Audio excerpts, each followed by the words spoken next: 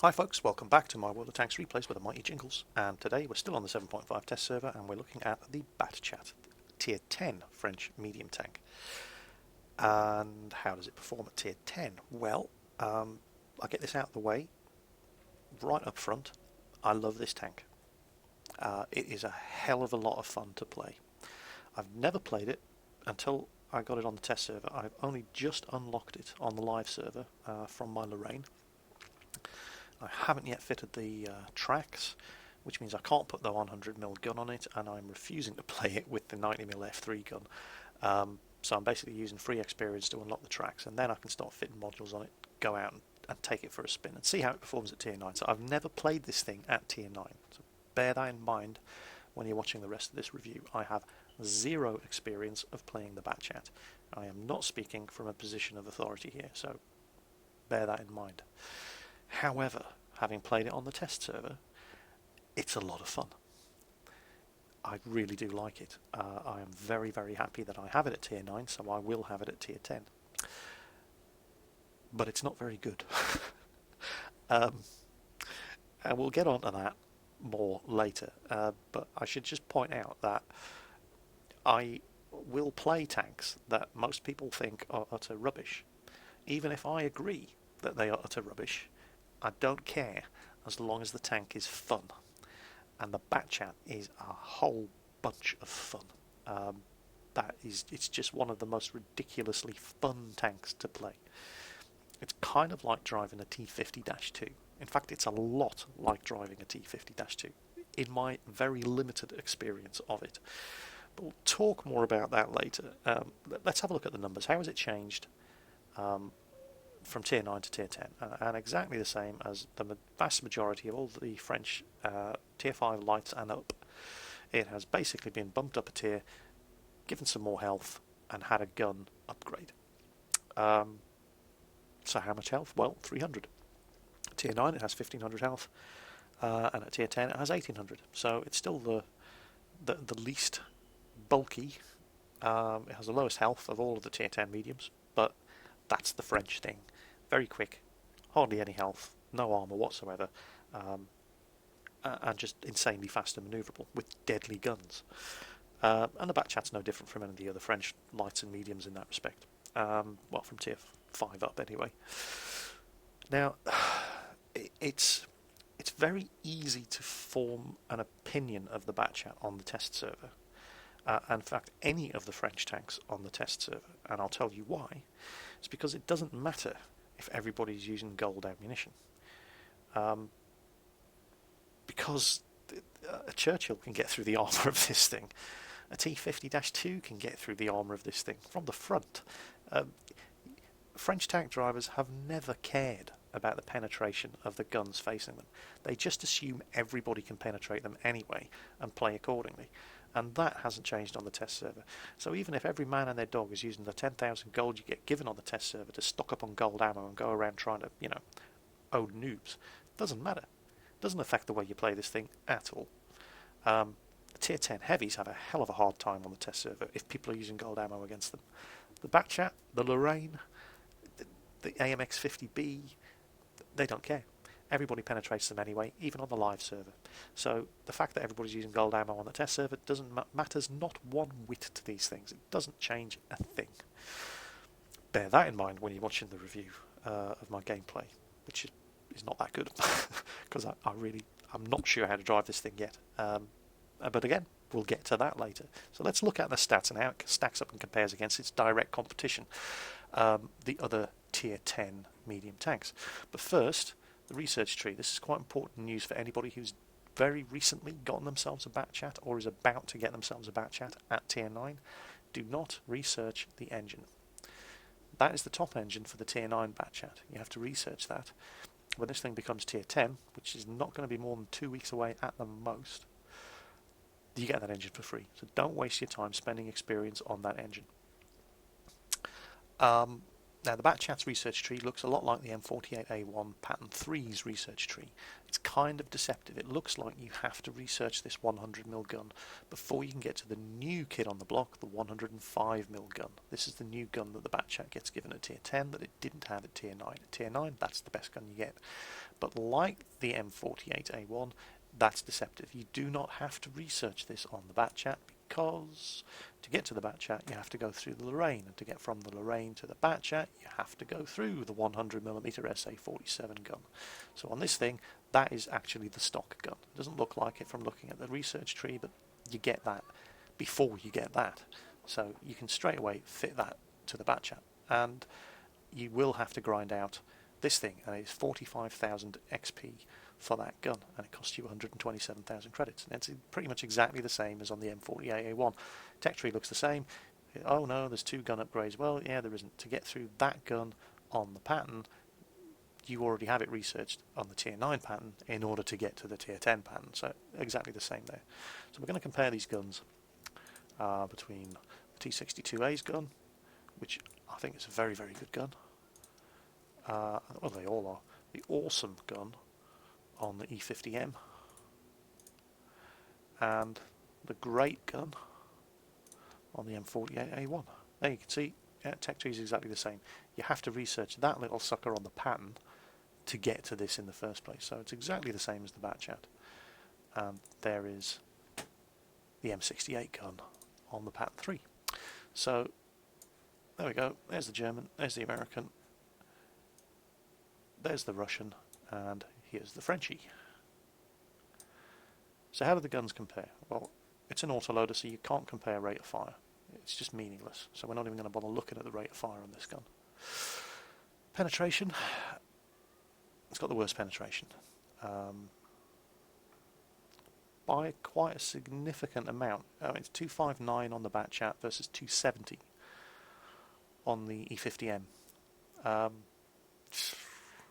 Yeah, so it's got the worst penetration. It's got the same damage as most of them, obviously with the big difference there being the Russian gun, which has an awesome rate of fire but lower alpha damage, and that's fine. That suits that gun quite well. I like the way that gun performs. So lowest penetration, same damage as everybody else. It's got the worst accuracy by far, as you'd expect. Superior optics on the German tanks. Awesome laser-like accuracy on the German gun. This thing, that's bad accuracy. I mean, it's not bad. Anything over 0.4 is bad accuracy, but that's getting very close to bad accuracy, and that is going to influence the way you play this thing. Now, that lousy accuracy coupled with the worst aiming time, 2.7 seconds versus 2 seconds on the Russian, 2.1 seconds on the German, 1.7 seconds on the Patton's gun. That is phenomenally good. It's a whole second slower to aim than the Patton, and it's almost a whole second to slower aim than the other two. That is just atrocious.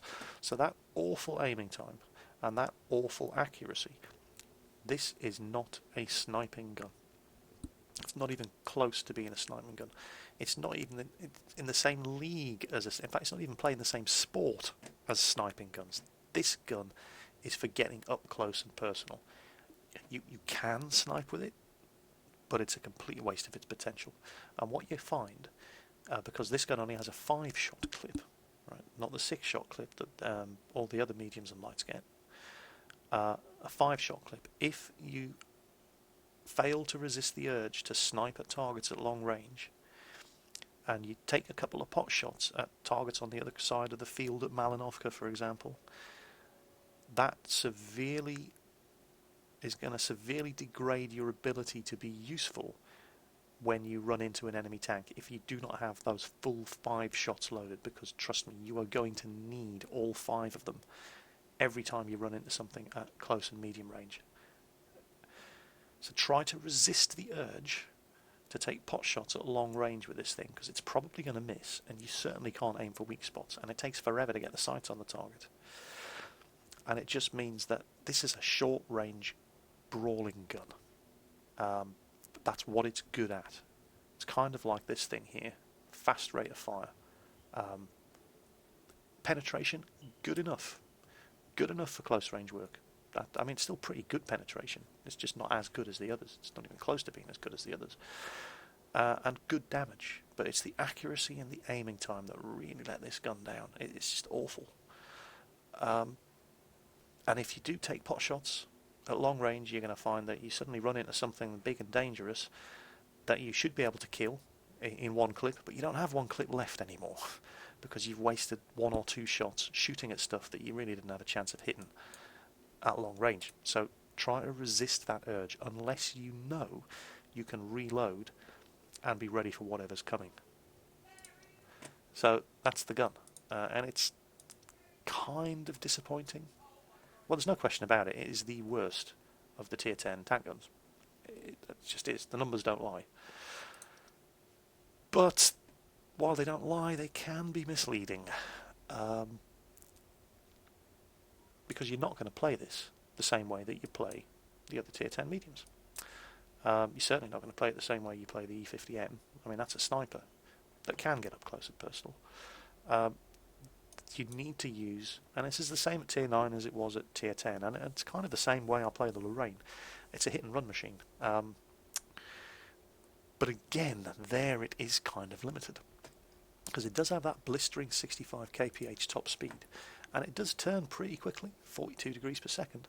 But again, if we look at the research tree, and you look at the Russians, and you look at the Germans, and you look at the Americans, and then you pull up the bat chat, there's the Frenchie, there's the M48, there's the E50, there's the T62, and let's just have a look at these turning speeds. 56 degrees, 44 degrees, 50 degrees, 42 degrees. The bat chat is the slowest turning of all the Tier 10 mediums. And its gun has the lowest penetration, and unlike the Tier 10 mediums, it doesn't have any armour, and its turret turns slower than everything but the E50M. So while that gun, and this is the real, this is the crux of the bat chat's problem at Tier 10. You can't snipe with it because it's just not accurate enough. And that leaves you with a half-loaded clip, which means you're dead if you come into close contact with anything. And if you do get into close contact with something, good luck killing it one-on-one. Specifically the Tier 10 mediums, they will outfight you because they can all turn faster than you. All but one of them can turn their turret faster than you, and they can penetrate you from absolutely every angle. Whereas you have to get around the sides and rear and not miss and not bounce in order to penetrate them. So you really do have to be very, very cautious when there's an M48A1 or an E50 or a T62A on the field. Because you might be able to outrun them, but you certainly can't outturn them, and you can't outshoot them. And those 5 shots in practice, because of that god-awful aiming time and lousy accuracy, even at point-blank range, you hit, and as I've said in all the others, I mean, just look at how sloped and bouncy some of these things are. Some of those shots, they're going to bounce, and then you can't kill him, and they can all kill you. And you're fast, but you're not fast enough to get away from these things. And that dictates how you have to play the bat chat at Tier 10. I'm not going to say it's just a Tier 10 scout tank, because that wouldn't be fair. But it kind of is. It does have that incredible top speed. But you're going to find that you can even get into trouble with T50-2s in this thing if you cannot stop and turn and aim at him. So, again, this is one of those tanks that you cannot go anywhere alone. Well, that's not true. You can go off and do your own thing in this tank. And if you come across an isolated heavy or tank destroyer or a lower tier medium that's stuck out somewhere he has no business being, you can rip them apart. And that was true at Tier 9, and it's just as true at Tier 10. And they won't stand a chance. They won't be able to get the gun to bear on you. You can just circle them and just take them apart at your leisure. And if you can't finish them off, you can get away. That's exactly what the Bat Chat does anyway, and it can still absolutely definitely do that. But if you go off on your own and you come across more than one enemy tank, or even just one enemy tank, and it's an enemy Tier 10 medium, you need to get the hell out of there. Unless they're driven by a complete idiot, which is always possible. I mean, if you're a good Bat Chat driver, and this is true of everything, you know, you can look at the stats of any machine, but it's about the driver more than it is about the tank. My T110E4 review should have illustrated that perfectly. I just could not make that thing work. It doesn't mean it's a bad machine. I still say it's not as good as the T110E3. But if you have a look at Highflyer 15's review of the T110 E4, if you go to my front page, is one of my featured links. His What Tips channel. He plays in some amazing games in the T110 E4. It's about the driver. It's not about the machine. Right, a good driver in a poor machine can make that thing perform. Now, I'm not saying the Bat Chat is a poor machine. It's not. It is not the best Tier 10 medium, but that doesn't mean it's a bad tank. It's a hell of a lot of fun to play. But it's like I say about all of the French machines, they are highly specialised and they require a completely different play style to traditional tanks. Because they don't have any armour, because they are so fast, because the guns are so bursty, and because they're helpless while they're reloading. And if you are having fun with your Bat Chat at Tier 9, you are still going to have fun with your Bat Chat at Tier 10. Just don't expect this thing to be a dominating power on the battlefield. It's very much like the other French medium and light tanks. You come across somebody exposed, vulnerable, wounded, you can rip them a new one, no problem. You come across somebody who's bigger than you on full health, if he's alone, you can give him serious problems, and you can get away. But if you're running alone on this thing and you come into contact with 2 or more enemy tanks, you have to get out of there. You can't handle it. The gun isn't powerful enough to kill them, and that leaves you out of ammo and running around trying to, you know what's going to happen. You're going to die if you can't get away. Working in concert with other tanks, however, and I'm not going to say playing it as a scout, but spotting targets for them, which encourages them to get stuck in, which therefore takes the enemy tank's attention away from you and towards the guys who are shooting the targets that you're lighting up, which then allows you to scream in around their flanks and rip them apart while running away and taking cover behind your friendly heavy tanks. The Bat Chat is just as good as that as it ever was, but it's one of those things. It's highly situational. More than any other kind of tank, French medium and light tank drivers are always looking for opportunities and trying to make those opportunities rather than just waiting for the battle to develop around them. You have to be proactive on these things. And it just requires, I hate to use the word skill, because it just implies that, well, it implies that certain people are better than other people. Well, certain people are better than other people, but it requires a certain skill set to get the most out of French tanks. They're not for everybody, and that's fine. There's nothing wrong with not liking French tanks. There's nothing wrong with not liking how they play. But if you do like your French tanks, well, the Bat Chat at Tier 10, it's not the best Tier 10 medium. But to me, it is the most fun of the Tier 10 mediums. You just have to know how to play it. And if you're having success with the Bat Chat at Tier 9, keep doing what you're doing at Tier 10. It's basically exactly the same tank. But I've definitely blathered on for far too long. And bear in mind that these replays that you're going to see are the first games I've ever played on this thing. Let's have a look and see at how well I did. So, we're going to kick things off with what not to do in a Bat Chat. And the first thing I always do whenever I start any game, regardless of where I'm playing or what I'm playing, is I analyse the team lists. You look at what map you're on, you have a look at what the enemy team have, you have a look at what your team have. Now, they do have the advantage in medium tanks.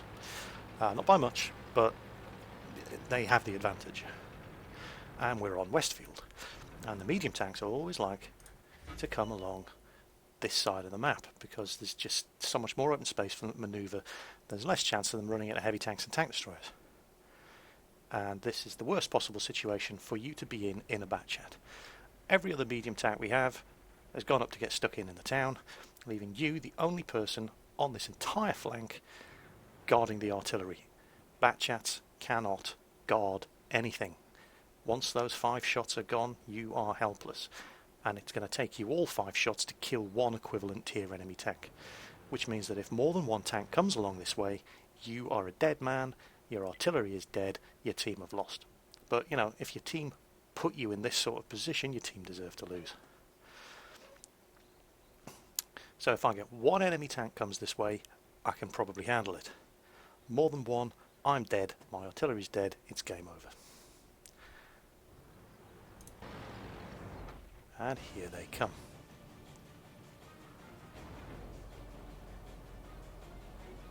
The biggest advantage in your bat chat is your ability to put out a lot of damage in a short space of time and your speed.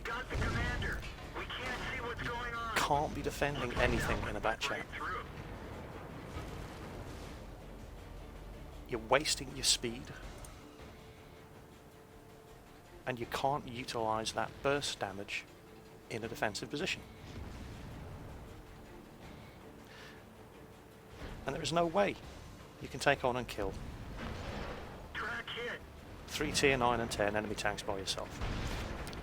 And of course your artillery aren't even trying to defend themselves. You know, this is just one of those, it's just one of those days. Yeah, and that was inevitable. In that position, totally not playing to the strengths of the machine. That's only ever going to end one way. So that was a massive team fail. I shouldn't have gone up there, but nobody else had. Somebody had to do it. And you won't be surprised to hear that the team pretty much lost this one by a landslide. So let's have a look at another one. It's on one of the new 7.5 maps, Highway. I really, really like this map. I've covered it before in a previous review, but you know, a second look at it never hurts. Lots of lovely, lovely wide open expanses. This is ideal bat chat country. I don't really utilise that to its full advantage in this video, but I do spot an opening and try to make the most of it. It doesn't quite work out the way I'd hoped, but well, we'll see. Won't spoil it for you. Pretty much the enemy team have just not bothered sending anybody down here. And if there's a machine that is good at exploiting that kind of opportunity, this is it. I mean, I'm expecting to be running into enemy tanks any second now, but it just doesn't happen. You can get into that industrial yard there, by the way. You can go through the walls where the gate is. So T-54 hasn't run into anything up there, and I haven't seen anything down here. We've made contact, but it's on the other bloody side of the map. Now there's a Jagdtiger and an Object 268, and they're on the railway line by the look of things, which runs underneath that bridge you can see. So the T-54 is not stupid. And we should be running into their artillery any second now.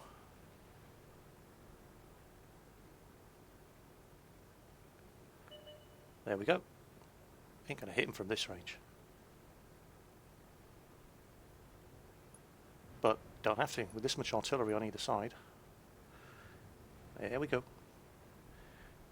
There's an Object 268 coming chasing after me, but there's a T-62A, and this is, you know, this is... I get unlucky here. Direct hit from a GW Type E. And then splash from the Object 261, and just unlucky. But we've got them all lit up, and I can't move. But here comes an Object 261. Hits me again. I've never seen artillery be so accurate in direct fire.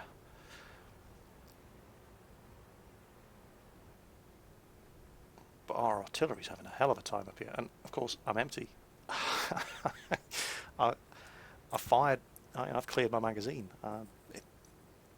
Frantically trying to reload, and I only have 148 health. And oh crap! Here comes a Jagdpanzer E100, and my gunner's dead, and I still haven't loaded. And this guy isn't going to wait around forever for me to kill him. And ooh, here comes an Object 704. But come on, Artie, reload. Penetration. And this is what I'm talking about. The turning speed on this thing is just not quite good enough. And I'm just praying artillery can... But there's a 268 behind me, and yeah. This vehicle is heading. So that was pretty much playing the Batchat as a scout, which it absolutely can do. Kind of a waste of its potential, however, but we didn't have any scouts. And as a direct result of my getting stuck in there, we wiped out all of their artillery and severely damaged their biggest tank destroyer. So, again, it's all about looking for the opportunities, and I didn't drive it particularly well. And I've never seen artillery get so many hits at point blank, range in direct fire mode. They got lucky. That could have gone either way. As it happened, luck was not on my side, but we still got the job done. So that was, a pretty good game. Hardly got any damage in myself, but enabled my team to win by quite a large margin. So, Batchat, it's all about looking for opportunities. Now, here we are on Malinovka, and this is an ideal Batchat map. There's lots and lots of wide open spaces to roam around in, and more importantly, there is cover. Now, racing for the top of the hill on Malinovka is something you see a lot of Batchats doing. You also see a lot of Batchats dying on the top of the hill in Malinovka because they're so fast, they get up there way ahead of any support and they just get isolated and killed. The enemy team have a T-54 and a T-62A, and if I run into both of them up here, and of course I do, I am in deep trouble. I will not win a fight between myself and two of these guys. I have to get the hell out of here. You cannot stay and fight against that sort of opposition in this machine. You'll just die. So I'm putting that 65 km/h top speed to good use and getting the hell out of Dodge. Now what I have achieved here, other than 300 odd damage on a T-62A, hasn't finished shooting at me, is at the price of 65% of my health, I've gotten them stuck on the far side of the hill and allowed our T-44, M103 and IS-8 to get up there, which puts our team in a much better position. So, and I am more of a team player, rather than, trying to pad my stats by getting easy kills. As you saw in the first clip on Westfield, if I was interested in stat padding, I would have abandoned the eastern flank and gone looking for kills in the town. But that wouldn't have helped the team. We would have just lost even faster than we lost anyway. So somebody needs to do what needs to be done. I usually tend to be the person to put myself in that position. But did I do anything on top of that hill in a Batchat that a T-25/2 could have done better?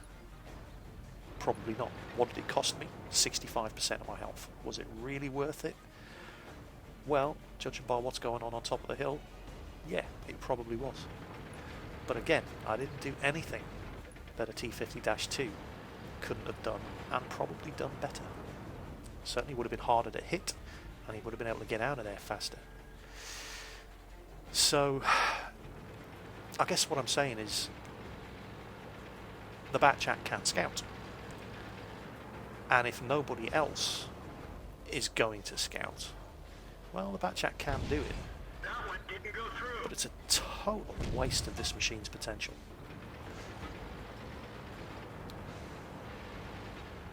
But you know, you have to play each game on a game-by-game basis. It's a 36-second reload on this 105mm gun, by the way. And if something needs doing, and it's going to help the team win, well, you just need to decide whether or not you're going to be the person to do that or not. If you're in the tank best suited for doing it. As it happens, I was and I did, and it was costly, but it definitely helped us win the game. You saw me take a couple of shots there at long range, and they all missed, or they all bounced. This is not a sniping gun, but, you know, even a broken clock tells the right time twice a day. Ricochet. And you can Penetration. hit, damage, Got them. They're knocked out. and kill targets at long range with this gun. You can with any gun, it's just not very good at doing it. And of course now we've written ourselves off for the next 36 seconds while we wait to reload, but this is true of any tank with an autoloader. You don't have to sit still while you're waiting for the reload. You know how long a reload's going to be, have a look at the battlefield, have a look at the situation, get yourself into a position where you are in a position to immediately start doing some good as soon as that magazine has reloaded. You don't have to sit still. This is why I find the bat chat to be so much fun, because it is so quick and it is so mobile and it can pop up just about anywhere it likes. And when you find wounded heavy tanks without any friends, Armor is damaged. can't turn their turrets fast enough, that's what the bat chat's good at. Oh, and there's some artillery. We've got 2 shots, Hit them hard. and we can definitely finish him off. Well, maybe not finish him off, but 95% of his health will do. That's it. I mean, this was a landslide, 14-2. Were my actions instrumental in achieving that win? Well, yes and no. I mean, you can lead a horse to water, but you can't make it drink. I certainly helped secure the hilltop for my team, but if my team hadn't been willing or competent enough to take advantage of the opportunity I gave to them, then yeah. And that's more true of the French tanks than it is of other tanks. They're very, very good at creating opportunities. Whether or not your team are going to exploit those opportunities, well, that's completely out of your hands. You can only do what you can do, and the rest is up to your team. And I do find that the French tanks are more dependent on a competent team than any other, because there's only so much you can do in a tank with low health, no armour, and an autoloader gun. However, let's have a look at another replay where we do very well, which really does showcase the strengths of the bat chat rather than just the situational aspects and the poor teams that I've shown you so far. But despite what I've said in the previous clips, I still really like this tank. It is incredible fun to play. For different reasons that other tanks are incredible fun to play. Other tanks are incredible fun to play because, well, like the T110E3, it's immense fun because it's got a monster of a gun and you just cannot penetrate it from the front. It's fun to play. The T50-2 is fun to play, even though it rarely gets any kills. It just screams around the map and just totally infuriates everybody on the other team. It's immense fun to play. The bat chat is fun to play. Well, it is to me. Obviously, your mileage may vary. But I love playing it. I'm not very good in it, but that doesn't matter. Well, not to me anyway. I can only get better at it. I'm actually pretty shockingly bad at playing it.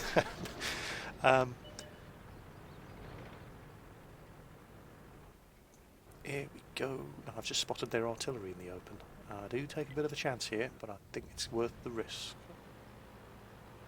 So our artillery has taken out one of theirs, and I'm going to have that GW Tiger. Oh, you watch if I don't. 2 people fire back at me, they both miss. I think one of them was a mouse. There we go.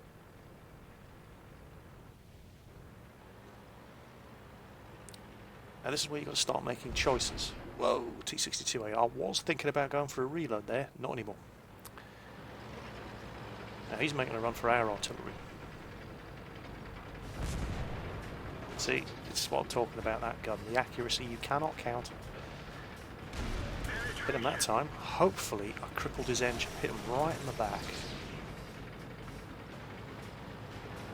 I've only got one shot left. And here comes another Bat Chat to the rescue. Got to save our artillery. One shot, make it count. Oh yeah. And our Object 212 defends himself. And we get a little thank you from the artillery in chat, which is always nice. It's nice to be appreciated. Gone for that 30-second reload again, 36-second reload. And keep moving. You know, just because you're not loaded doesn't mean you have to sit still. Oh, here's 7. Has he seen me? Probably not. Nope, he certainly hasn't. And he has other problems. There we go, helped kill him. And here comes another Bat Chat, still got 4 shots. There's 1. There's 2. He's hit me, he's only damaged my tracks. Sucks to be you.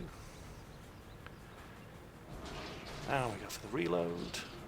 No point whatsoever in sitting in the open while you're reloading on one of these things. You can be moving to your next point of attack, you can be taking cover, you can be doing anything. You don't have to be sitting still while you're waiting for the reload. Same on the Lorraine, same on this. There's an E50 in the open, and he's already damaged. And, you know, look at the support we've got. I mean, the enemy team are losing badly at this point. Now, I know the E50M's turret doesn't turn as quickly as I do, and this is what I'm talking about. You're looking for those opportunities. T110 E5 in front of him. Is he gonna? Doesn't want to turn his front away from that T110. Only got 1 shot left. Make it count. Right in the ammo rack.